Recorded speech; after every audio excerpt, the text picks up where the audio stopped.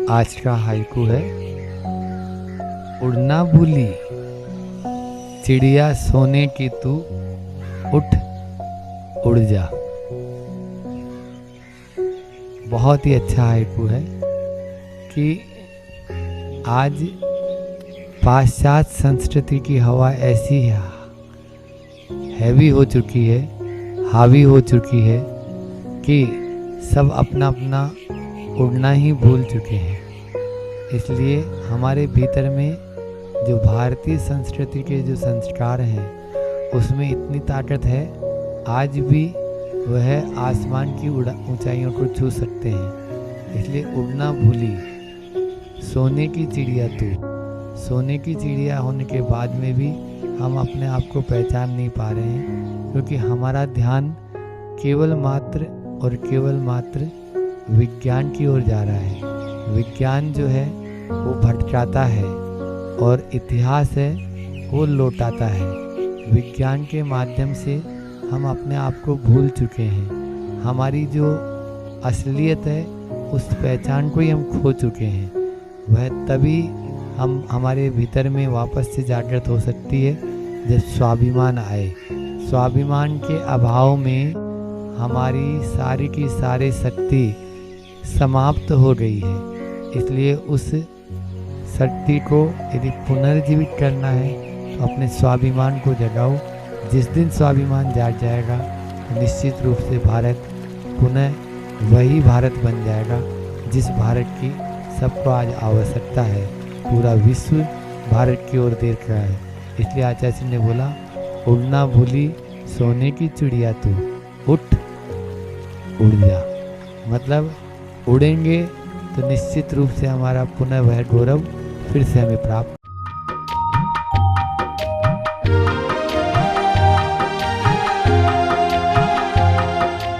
तीर्थंकर प्रभु आदिनाथ मुनिनाथ, आदि व्याधि अगमग मिटे, तुम पद में मम मात।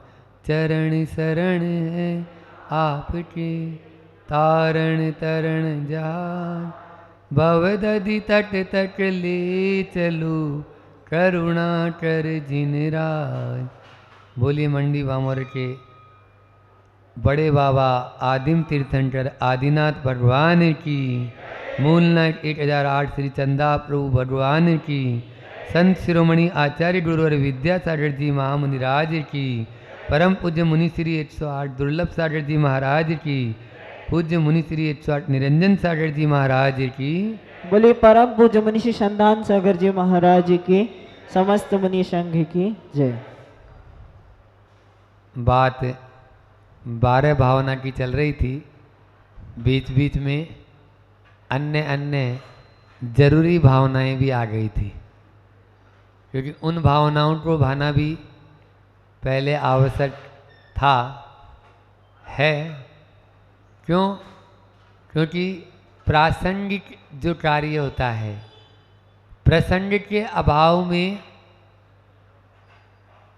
कही गई अच्छी से अच्छी बात भी सही नहीं लगती, और प्रसंग के ऊपर छोटी सी बात भी चोटी का काम करती है। इसलिए प्रसंग के अनुसार अपन चल रहे थे, चाहे वो 15 अगस्त हो, चाहे दीक्षा दिवस हो, चाहे वो श्री जी को गगन विहार करके विराजमान करने का अवसर हो, तो ये सारे कार्य अपने लगातार चले जा रहे थे। आज अपन फिर से अपनी उस श्रृंखला पर आते हैं जिसमें अपन ने पहले नित्य भावना भाई, असरण भावना भाई, संसार भावना भाई, और आज क्रम है एकत्व भावना का। एकत्व भावना का क्रम है, सब जानते हैं कि आया अकेला और जाएगा भी अकेला ही। कोई भी साथ देने वाला नहीं है, बल्कि कोई साथ दे ही नहीं सकता है। देने वाला नहीं है, इसमें क्या होता है, सामने वाले पे आरोप हो गया। कोई साथ दे ही नहीं सकता है, कितना भी अपना प्रिय क्यों ना हो, कमला चलत न पेड़ जाए, मर जड़तट परिवारा, और अपने अपने सुख को रोए पिता पुत्र और दारा। इसलिए कोई भी साथ दे नहीं सकता ना, उसका आप उसके ऊपर आरोप या उसके प्रति आप अपना द्वेष भाव मत रखो। आप चाहते हुए भी या वो भी चाहते हुए आपका साथ नहीं दे पाएगा, वो भी चाहते हुए साथ नहीं दे पाएगा। वो चाहे, सब चाहते हैं कि नहीं कोई भी वियोग किसी भी तरह का कहीं नहीं हो, लेकिन फिर भी जाते हैं, रोज प्रतिदिन जा रहे हैं एक एक छोड़ के। तो ये सब जा रहे हैं, इसका मतलब ही यही है कि साथ एक दूसरे का हम दे नहीं सकते। हमें तो एकत्व भावना की एक लाइन में मैं परिभाषा आपको दूं कि संसार के बीच में रहकर भी अपने में रहना, क्योंकि संसार को आप छोड़ नहीं सकते हो, और अपने में रमे रहोगे तो निश्चित रूप से, हाँ, व्यवहार में जब हम रहेंगे तो सारे काम करेंगे, सब कार्य करना है।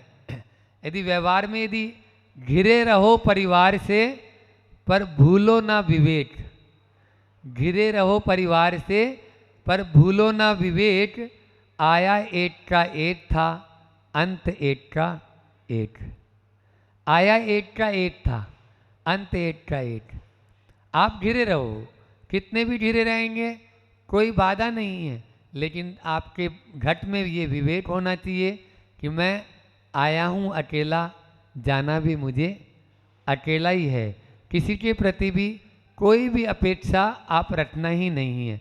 आप अकेला अवतरे, मरे अकेला होए, और यूं कहूँ इस जीव को साथी सजान कोई। कोई भी है ही नहीं, कौन साथी है, कौन सजा है, कौन संबंधी है, कुछ भी नहीं। लेकिन हम क्या करते हैं, हमें उस समय तो एकांत जैसा लगता है। मान लीजिए बिटिया की शादी हुई, खूब अरमानों से भर के आपने बिटिया की शादी की, विदाई कर दी।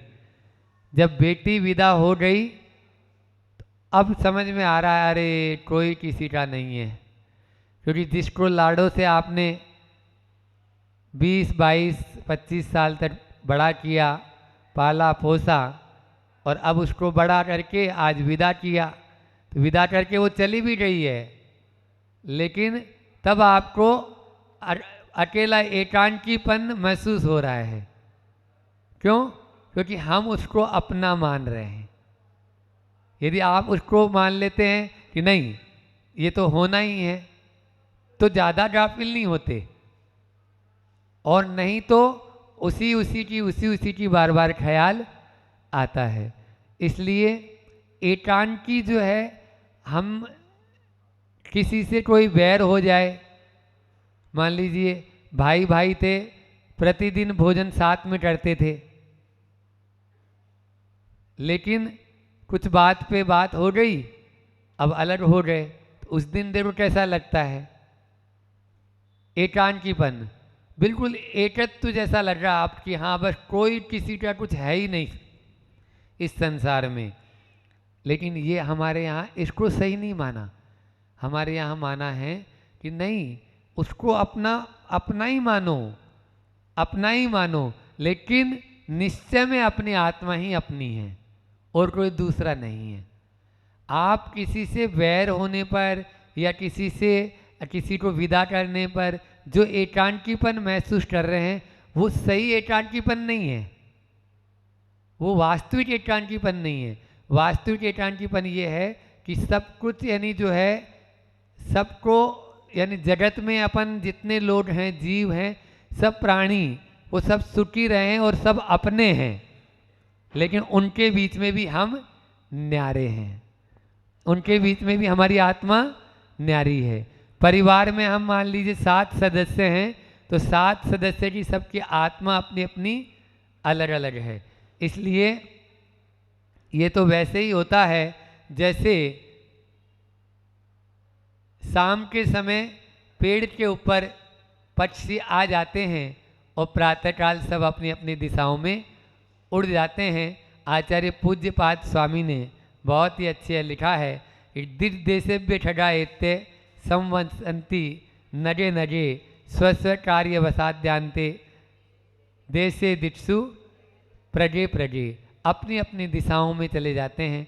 जैसे मेला होता है, मेले में बहुत सारे पंथीजन आते हैं, बहुत सारे यात्री लोग आते हैं, ऐसे ही हम घर परिवार में भी एक दूसरे से मिलते हैं और जिसका जब समय आता है सब एक एक रवाना हो जाते हैं। इसको यदि ऐसा समझ लेंगे, मानेंगे, निश्चय से अपने अंदर में बैठा के रखेंगे तो कभी भी आपको गाफिल होने की नौबत ही नहीं आएगी, कुछ भी नौबत नहीं आएगी। क्यों नहीं आएगी? क्योंकि उस समय हमारे अंदर में एक अनकॉन्शियस माइंड जो है, अवचेतन मन, उसमें बैठा हुआ है, नहीं ये तो होना ही है, ये तो होना ही है। मैंने कहा था स्वीकार कर लेते हैं तो वैसे ही दुख आधा ही हो जाता है, प्रतिकार करने पर दुगना। उसको जितना प्रतिकार करेंगे ना तो वो होता क्या है, हमारी आदत है कि जो चीज़ याद नहीं करनी है ना वही ज़्यादा याद होती है। एक बार ऐसा हुआ कि एक राजा था, सिर में बाल नहीं आते थे, परेशान हो गया दिखा दिखा के, दवाई खा खा के। अब उसको गुस्सा आया, बोले अब जो भी आएगा ना तो या तो उसकी दवाई असर करे तो मैं उसको आधा राज्य दे दूंगा, नहीं तो उसको मृत्यु दंड। कोई नहीं आता था, फिर भी एक आ गया वैद्य। अब वो वैद्य बोला कि ये पुड़िया लेना है आपको, आपके बाल आ जाएंगे।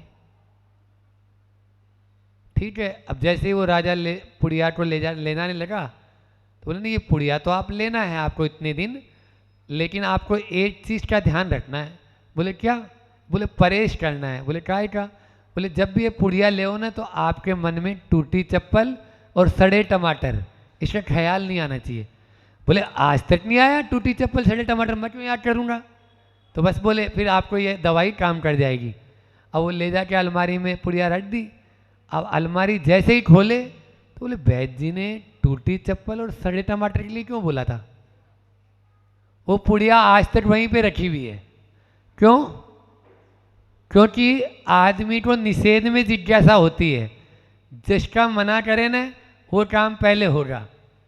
इसी प्रकार से हमारे साथ में भी यही होता है कि हमको ध्यान में क्या रखना है, टूटी चप्पल और सड़े टमाटर, इसी का दिन भर ध्यान करते रहेंगे तो वही ध्यान में रहेगा, तो कभी भी असर नहीं होगा।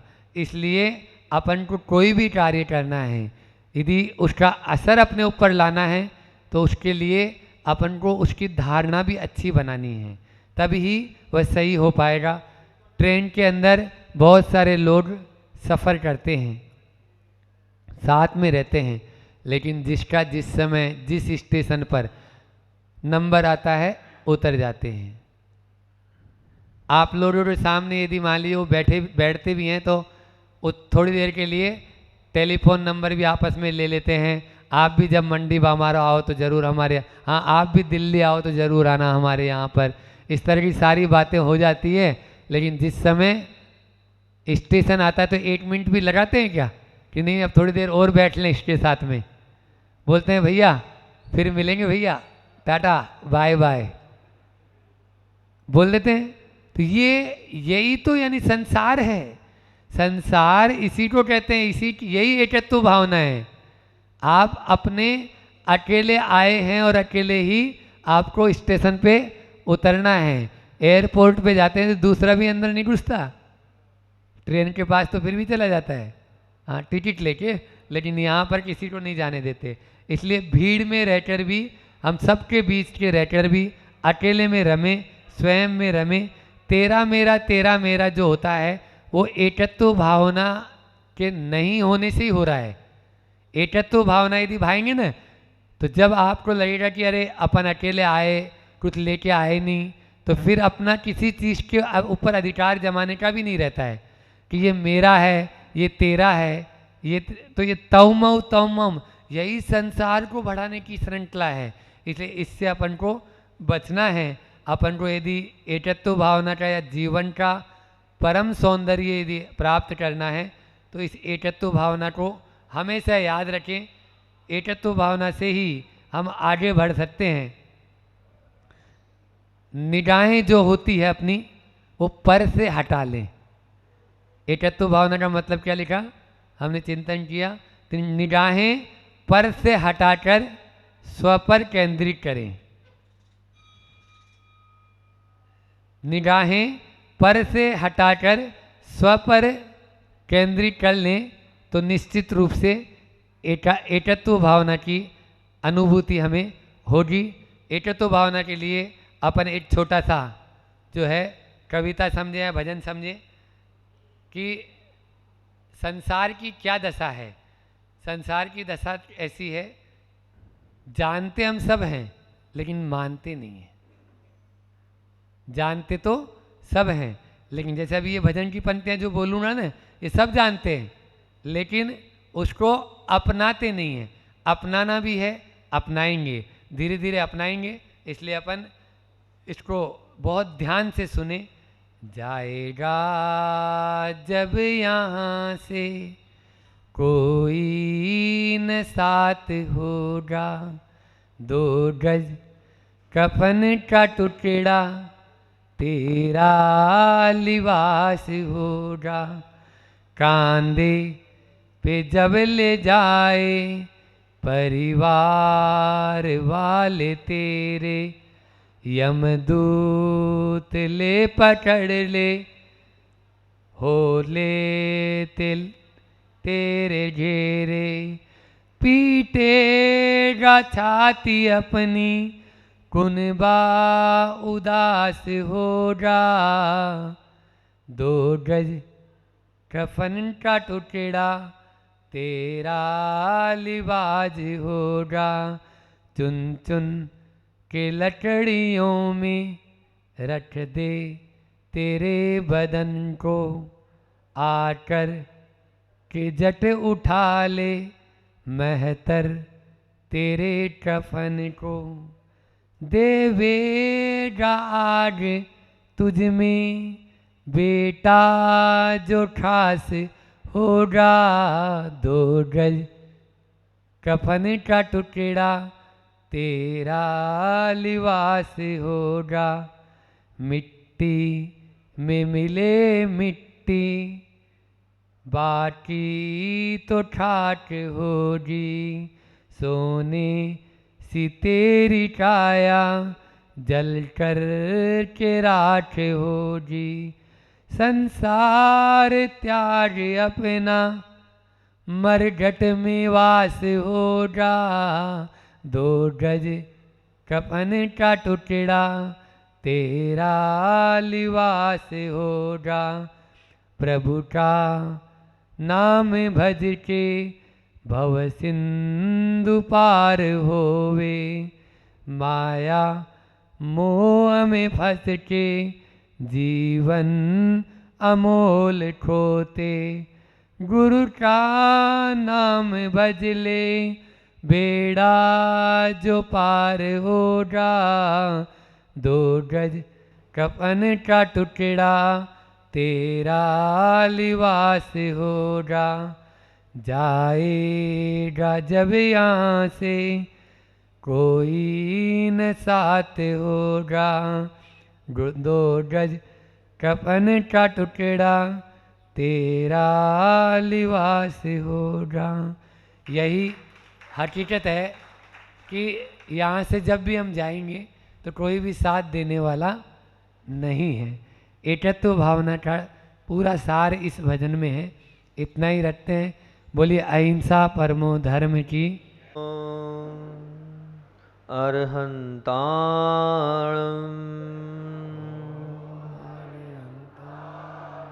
नमो सिद्धाणं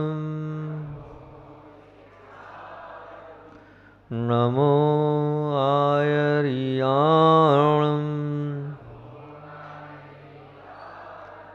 नमो उवज्जायाणं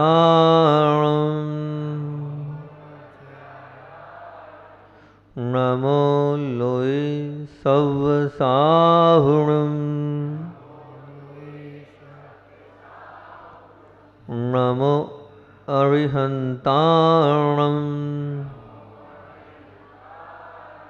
नमो सिद्धाणं नमो आयर्याणं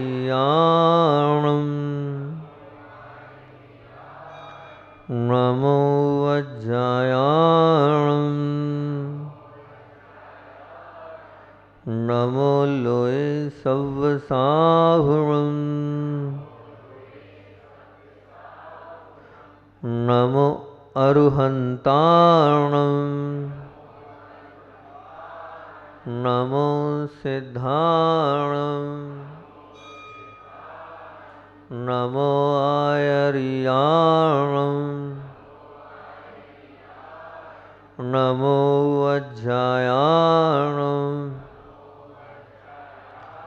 नमो लोये सव्वसाहुणं।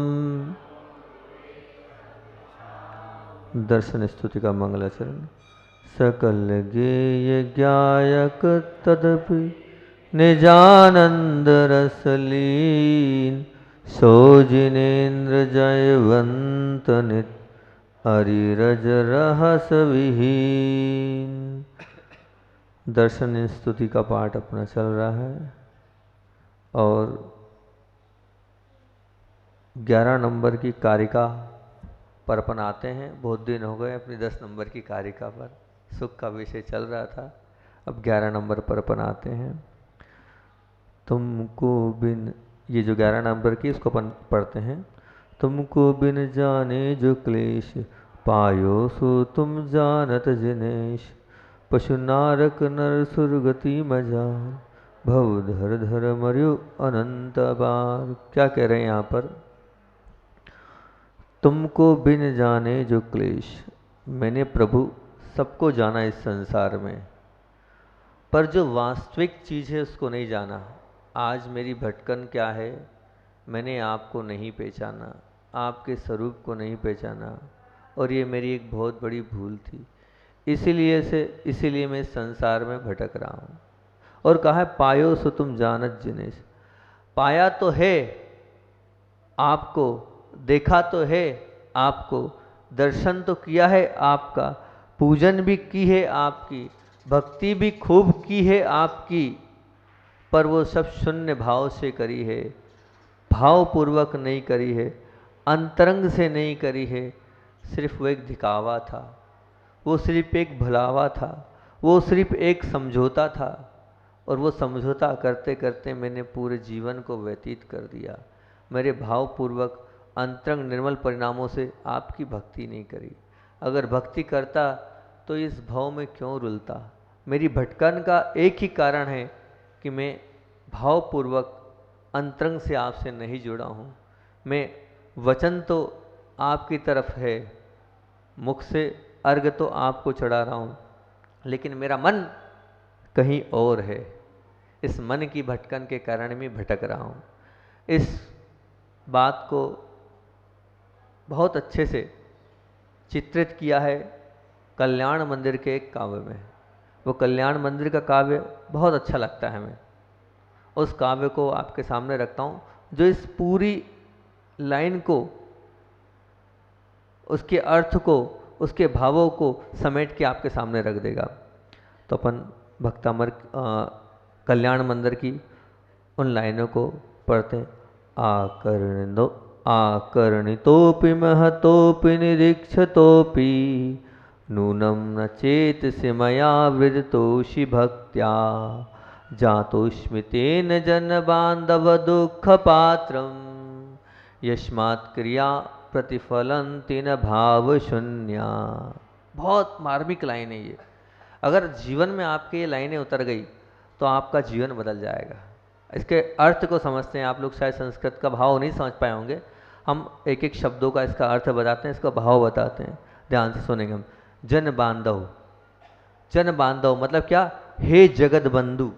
जन बांधव मतलब आप जगत के बांधव हैं, आप जगत के प्रभु हैं। आकर्णतोपि, मैंने आपका नाम भी सुना, खूब सुन रहे हैं आप नाम, पार्शनाथ भगवान, आदिनाथ भगवान, चंदा प्रभु, बड़े बाबा, खूब सुन रहे हैं। महितोपि, और आपकी पूजन भी की, बहुत बड़े बाबा की आप पूजन कर रहे हो। अभी आपने महाराज जी ने शांति धारा करी, खूब शांति धारा कर रहे हो आप, खूब अच्छा विधान किया भक्तामर का आपने 8-10 दिन तक, है ना। और 18 वो भी बनाए थे आपने अलग अलग क्या मांडने, है ना, 18 अलग अलग विधान वो भी कर रहे थे, बहुत अच्छी कर रहे हो। आपकी बहुत पूजन की मैंने, आपके दर्शन भी किए, प्रतिदिन कर रहा हूँ, सुबह भी कर रहा हूँ, शाम को भी कर रहा हूँ, और कभी कभी तो दोपहर में भी आ जाता हूँ करने। खूब मैंने दर्शन किए, नूनम और निश्चय से किए, मया भक्त्या, मैंने भक्ति से किए, परंतु चेतसी, भक्ति दिख रही है, नाच रहा हूँ मैं, भक्ति दिख रही है, अर्घ चढ़ा रहा हूँ मैं, भक्ति सबको दिख रही है, लेकिन क्या बोला यहाँ, बहुत मार्मिक शब्द है, चेतसी। चेतसी क्या बोलना चाह रहे हैं आचार्य भगवान, यहाँ कह रहे हैं हृदय में न वृद्धसी, परंतु मैंने हृदय में आपको भी धारण नहीं किया है। आपने अगर हृदय में धारण किया होता, जो व्यक्ति यहाँ पर भक्ति कर रहा है उसको क्रोध आ ही नहीं सकता है, उसके अंदर मान आ ही नहीं सकता है, उसके हृदय में मायाचारी हो ही नहीं सकती है, वो तो लोभी रहेगा, उसके अंदर लोभ रह ही नहीं सकता है। ये 4 कषाय आपके अंदर भरी पड़ी है, अर्थात अभी हृदय से भक्ति नहीं है। क्यों है? क्योंकि वो भक्ति का व्यक्तित्व अगर यहाँ भगवान की भक्ति कर रहा है और मंदिर के बाहर अगर अगर अगर ऊंची आवाज में बात कर रहा है, तो भगवान का वो भक्त हो सकता है क्या? कदापि नहीं हो सकता, हो ही नहीं सकता है वो भक्त। जिसके अंदर भगवान के प्रति भक्ति होगी उसके अंदर क्रोध नहीं होगा, मान नहीं होगी, मायाचारी नहीं होगा, और लोभ तो होगा ही नहीं। और ये सब चीज़ हमारे अंदर है तो हम कैसे भक्त हैं? सच्चे भक्त तो नहीं है। तो चेतसी, हृदय से हमने न वृद्धि आपको धारण नहीं किया, इसीलिए दुख पात्रम, इसलिए आज हम संसार के दुखों के पात्र बनते जा रहे हैं। और जातस्मि हो रहा हूँ यशमात, क्योंकि भाव शून्य, क्योंकि ये जितनी भक्ति हमारी भाव शून्य है, यानी भाव रहित है, क्रिया न, और ये जो क्रियाएं जितनी हम कर रहे हैं पूजन की, ये सब क्रियाएं भाव शून्य क्रिया है।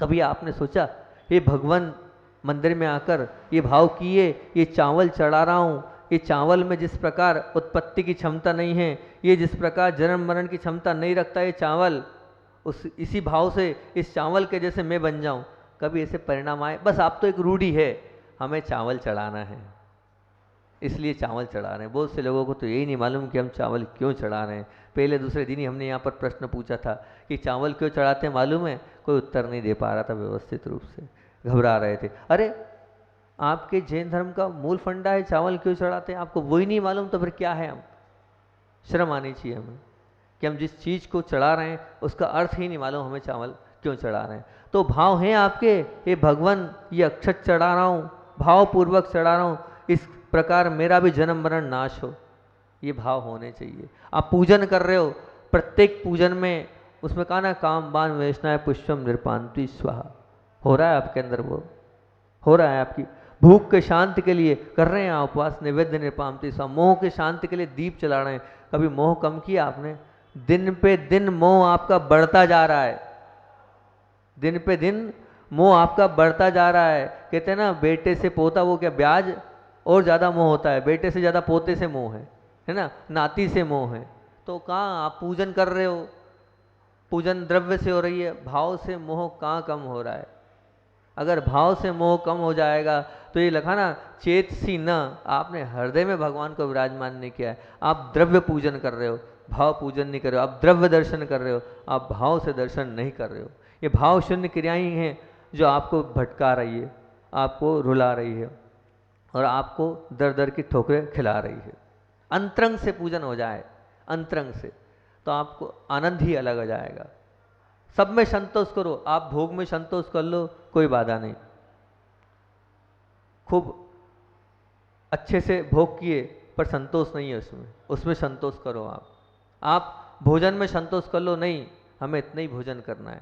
आप संसार के जितने सुख हैं उनमें संतोष कर लो, लेकिन ध्यान रखना भक्ति में हमेशा लोभ रखना। क्या रखना? लोभ रखना। जो भक्ति में संतोष करता है, अरे भैया बहुत हो गई पूजन, एक ही कर लो, क्या करने, समय तो है नहीं अपने पास, तो भैया वो उसको भक्ति में लोभ नहीं है, उसको विधान में लोभ नहीं है, उसको शांति धारा करने में लोभ नहीं है। वहाँ लोभ होना चाहिए, उसको लोभ तो दुकान में है, उसको तो लोभ तो अपने रिश्तेदारी में, उसको तो लोभ अपने गृहस्थ के कार्यों में है। वहाँ अगर लोभ है तो ध्यान रखना आप संसार में जो निश्चित भटकेंगे। और जिसको भक्ति में लोभ है, जिसको लगता है कि मेरा ये छूट रहा है, ऐसे नहीं छूटना चाहिए, मैं चाहे जो हो जाए उसके पीछे पागल बन जाऊं, तो वो सच्चा भक्त होता है, उसकी भक्ति सच्ची भक्ति होती है। एक सीधी सिंपल सी बात आपके सामने रखता हूं।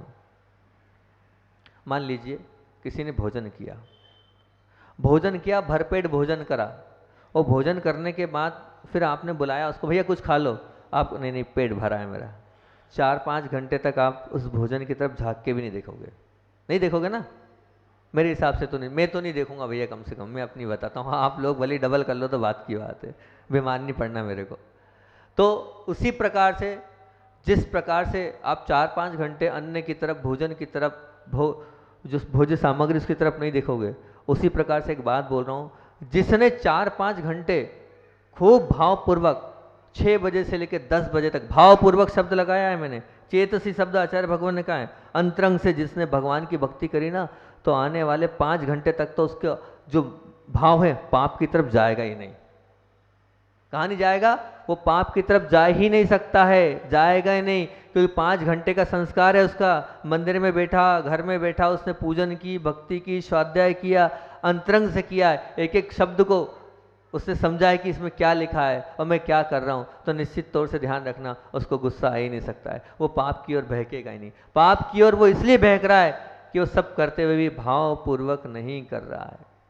भावपूर्वक करेगा उसकी भटकन है ही नहीं। वो बाजू वाला कितना ही चिल्ला रहा है उसको कोई फर्क नहीं पड़ता है, वो तो अपने भावों में लिप्त है। लेकिन हम तो जरा सा कोई ने जोर से अर्घ बोल दिया तो अभी पूजन भक्ति छोड़, उसको यूं देखते हैं, कहाँ हो तुम? वो उसमें, आप में, आपको क्यों डिस्टर्ब हो रहा है उससे? क्यों आपको इतना गुस्सा आ रहा है? क्यों आपको इतना क्रोध आ रहा है? ये सब ऐसा क्यों हो रहा है? तो इसका तात्पर्य यही हैगा कि आप भोजन जैसे बहुत अच्छे से भाव से कर रहे हो, चाव से कर रहे हो, ऐसे ही अगर भक्ति भाव से, चाव से करोगे तो निश्चित तौर से, ज़्यादा संस्कार नहीं, 5 घंटे तो मान के चलना, आप पाप की तरफ झाँकोगे भी नहीं, देखोगे भी नहीं। करके देख लेना। मैं अपना अनुभव बता रहा हूँ, जब भी मैं ध्यान में बैठता हूँ और ध्यान में बैठने का जो आता हूँ तो बड़े प्रशंसा लगती है, आनंद आ गया। जब भी हम प्रतिक्रमण रोज करते हैं, दिन में 3 बार प्रतिक्रमण कर रहे हैं, लेकिन जिस दिन प्रतिक्रमण बहुत अच्छा होता है ना, परिणामों में निर्मलता आ जाती है।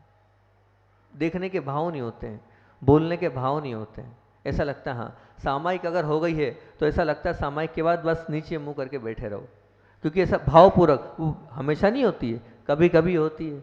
हमारी भी हमेशा होती तो यहाँ काय को टिके रहते, ऊपर ही चले जाते हैं ना, हम भी, हमारा नंबर भगवान के बाजू में लग जाता है, हम भी स्वीकार कर रहे हैं। लेकिन जब जब होती है उसका अनुभव बता रहा हूँ मैं, कि जब जब होती है तो ऐसा इच्छा होता है कोई नहीं, किसी से नहीं बोलना, बस आंख बंद करके बैठे रहना है। जब होता है जब हम भावपूर्वक करते हैं तब, ऐसे नहीं होता है। तब होता है जब हम अंतरंग में उतरते हैं, तब जब एक ही गाथा में घंटों लग जाते हैं और उस एक ही गाथा के बाद बोलने के भाव नहीं होते हैं। तो ये होता है भावपूर्वक अपना पूरा जो आज का भाव है, अंतरंग का भाव है कि हम जो करें भावपूर्वक करें, हम जो जाने, हम जो देखें, हम जो बोलें, हम जो करें भावपूर्वक करें, जो करें उसको अच्छे से करें ना। हमारा यहाँ भी मन है और हमारा वहाँ भी मन है, तो कर्मों की निर्जरा होगी क्या? बिल्कुल नहीं होगी। चौथी चीज़ है शरण, ठीक है ना। चौथी चीज़ है क्या? शरण। शरण मतलब क्या? शरण का तात्पर्य ये है, जैसे कोई एक छोटा बच्चा है और छोटे बच्चे को कोई डाकू है, बदमाश है, कोई मिल जाता है, तो वो क्या करता है? भागता है अपनी माँ के चरणों में, अंदर भागता है घर में और मम्मी से लिपट जाता है। क्या करता है वो? अपनी मम्मी से लिपट जाता है। किसी से डर जाता है तो सीधे मम्मी से लिपट जाता है, बस आप ही हो और कोई नहीं मेरा, बस आपके सिवा मेरा कुछ नहीं है, आप ही सब कुछ कर सकते हो। ऐसे ही आपको मानना पड़ेगा कि मेरी शरण क्या है? देव शास्त्र गुरु के अलावा मेरी शरण कोई नहीं है। आपके अंदर ऐसी शरण की भावना है कि बस अब कुछ नहीं है प्रभु, आप ही मेरी शरण हो, आप ही मेरे सब कुछ हो, आपके अलावा कुछ भी नहीं है, सब कुछ आप हैं। ऐसी शरण की अगर भूख आपके अंदर होगी तो मानना आप धर्मात्मा है। ये थर्मामीटर है आपका। और 5वीं चीज हैगी समर्पण। समर्पण से तात्पर्य क्या है? हमें किसी से कोई लेना देना नहीं, हमें किसी से कोई मतलब नहीं।